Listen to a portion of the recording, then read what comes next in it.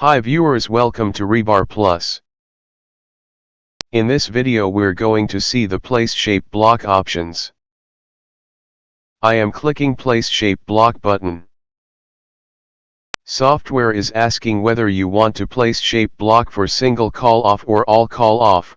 I am entering all. It's asking scale value, I am giving 12. I am selecting the call offs. Now all the shape blocks are placed near the call-offs.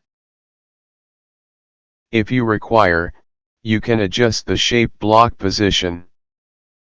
Now I am going to check the values are correct in shape block.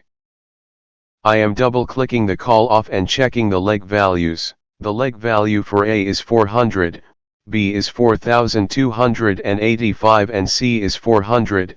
All leg values are correctly placed in shape block. Now I am going to change B leg value as 4500. I am clicking update button to update the bar. See, the bar length is automatically updated and the leg value is automatically updated in shape block. This is how the RebarPlus shape block option is working. Thank you for watching.